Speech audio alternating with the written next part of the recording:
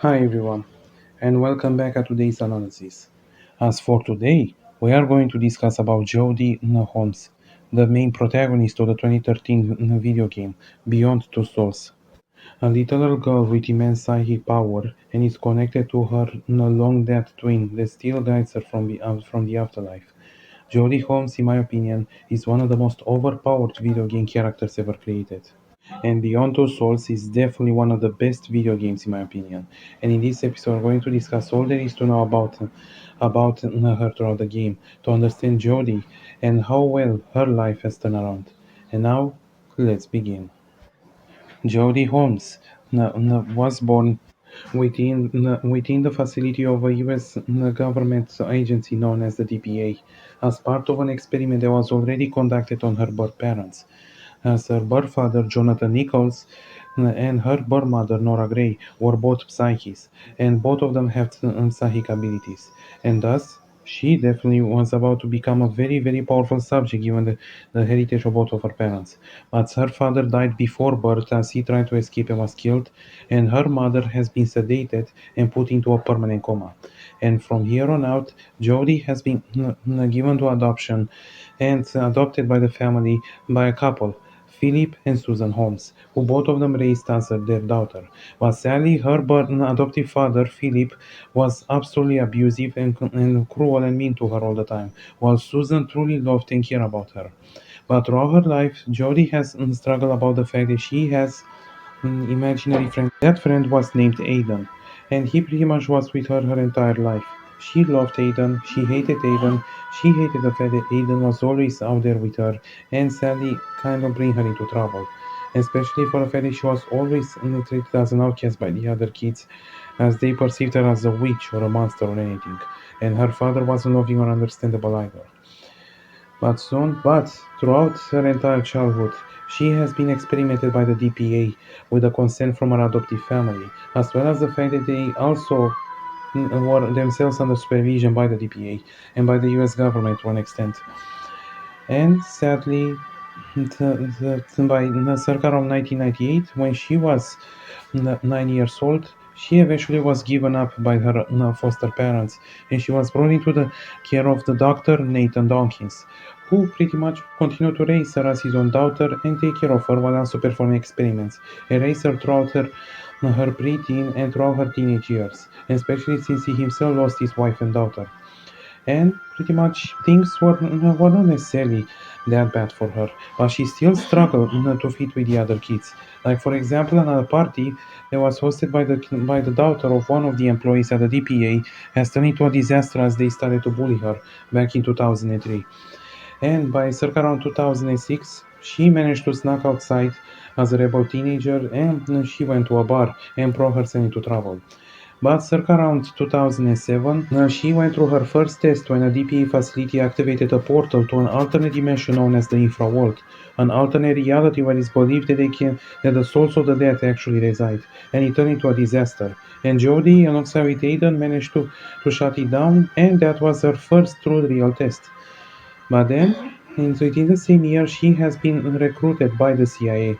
And so she was separated from Nathan and now trained as a weapon by the US government. And by 2010, she pretty much had her very first mission within the CIA, as she had to take information from an embassy while on a party. And then by circa around 2012, she was sent into a mission to kill a supposed warlord in the Middle East, and she did it, but she also ended up killing the father of a boy who actually helped her. And sadly, it's revealed later that that man was not a warlord, but was a democratically elected president. And with this, Jodie has finally realized that she's been used as a weapon by the United States, especially by the man that she came to love, Ryan, a CIA agent that she grown to have a relationship with. She broke up with him, and she also broke up with the CIA altogether. And now she's a fugitive wanted by the government. She has been hunted and is homeless for a long time. She ended up befriending with a group of homeless people and even helped a woman to give birth and saved them from a building on fire. As well as the fact that she also kept running away and evading the authorities. And circa around 2013, she ended into a valley known as Navajo, when she helped a Native American family to deal with a spirit that was haunting the valley.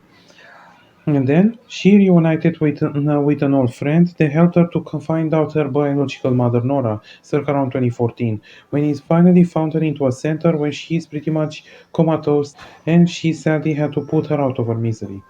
But then she was recaptured back by the US government for one last mission to go into a mission as a rival country has unlocked the secrets to open the infraworld portal. And so she was sent into what's called the Dragon Hideout and managed to shut it down. And now the United States pretty much is the only country in the world who capable to use the infraworld.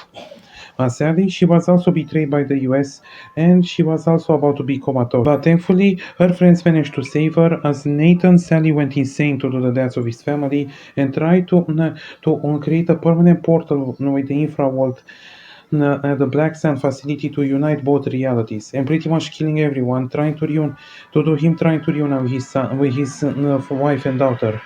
And so Jody was sent in order to stop him. And now, before we continue, to stop and ask: is Jody a good person? She does care about others, and she pretty much always tries to help everybody. Now, she's not perfect as a person. She has committed herself many bad things, especially since she saved the world multiple times. And in the end, the answer is yes. Jodie is a good person. And in the end, she succeeded. She shut down the Black Sun, and now she had to make two choices: whether to stay in the afterlife and literally die, and reunite with with her loved ones, and pretty much staying dead, or to remain alive. And now, circa around 2015, during the events of the year below, she can choose either to stay alone and travel across the USA, or to be with Ryan and have a life with him, or to reunite with her former homeless friends and help them, or to return back to Navajo and to start a relationship with a friend. But it does not matter the outcome. I'm afraid that the future is sealed no matter what. So in the end, depending on the ending, who was or who is Jodie Holmes? She is nothing more but a simple girl who was born now with an immense curse and a blessing at the same time, depending how you look at it. A girl that's ultimately haunted to from the rest of her life by her long dead twin who stayed with her despite everything. A girl that was born with a power that she never wanted, and she was haunted, tortured, abandoned, abused, and pretty much and hurt in more ways than one. And a person that could easily be called as one of the best and the most overpowered protagonists ever made into a video game. Thanks for watching. Don't forget to give a like and subscribe and have a nice day.